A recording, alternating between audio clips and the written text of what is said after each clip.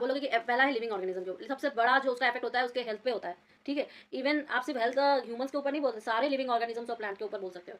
जैसे अभी आपको दिखाया गया कि पाइन का जो पेड़ है वो एयर पोल्यूशन से कैसे उसके लीव्स हो गए येलो लीव्स, जो नीडल नीडल जैसे हो गए येलो पाइन के, ठीक है। तो जो ये है क्या कहते हैं आपका पॉल्यूशन है, ये ह्यूमन बींग में रेस्पिरेटरी डिसीजेस क्रिएट कर रहा है, और उनकी जो आंखों की विजिबिलिटी है वो रिड्यूस कर देता है। कि अगर ऑक्साइड्स हैं, ऑक्साइड्स, ये ऑक्साइड्स कहाँ से रिलीज होंगे, ये ऑक्साइड आपके जो इंडस्ट्रीज है, इंडस्ट्रीज से रिलीज हो गए, वॉल्केनो से रिलीज हो गए, अभी हम लोगों ने देखा था।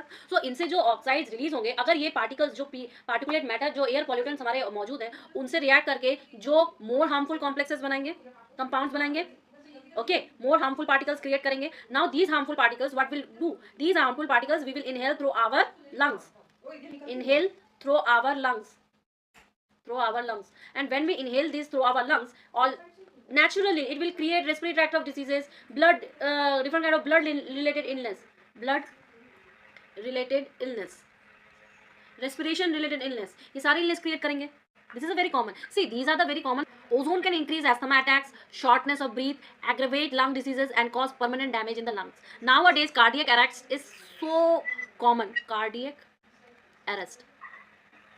Lungs, heart, इन सब की जो कैपेसिटी है, रिलायबिलिटी है, lungs, heart, इन सब की रिलायबिलिटी अफेक्टेड हो रही है, अफेक्टेड हो रही है। वाई? बिकॉज जो एयर हम ले रहे हैं, इनहेल कर रहे हैं, वो प्यूरिफाइड नहीं है, प्यूरिफाइड नहीं है प्रॉपरली।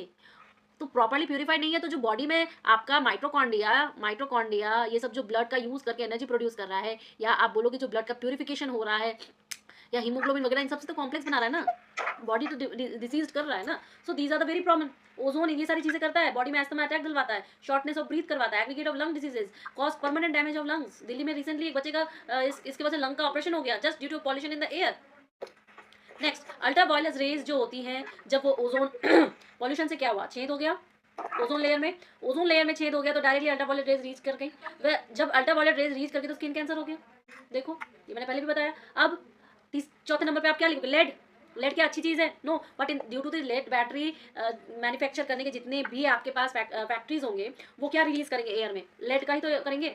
और लेड को जब हम इनहेल करेंगे, ये हमारे ब्लड ट्रीज में ट्रैवल होती है, हमारे बोन्स में एक्यूमुलेट हो जाती है बेटा। इससे क्या होगा, हाई ब्लड प्रेशर और हार्ट डिजीजेज होती हैं। और चिल्ड्रन में ना क्या होता है कि उनके जब वो एब्जॉर्ब होने लगती है तो बच्चों को ना लर्निंग डिसेबिलिटीज हो जाती है, उनका जो लर्निंग बिहेवियर होता है वो अफेक्टेड हो जाता है, समझ रहे हो। सो लेड का अगर आप देखने जाओ तो आप बोलोगे क्या, पहली बात तो ये बर्ड्स में हाई ब्लड प्रेशर देगा, हाई ब्लड प्रेशर हो जाता है, हार्ट डिसीज हो जाती है, ठीक है। और बोलोगे कि चिल्ड्रंस में लर्निंग डिसेबिलिटी, चिल्ड्रंस में लर्निंग डिसेबिलिटी, लर्निंग डिसेबिलिटीज हो जाती है।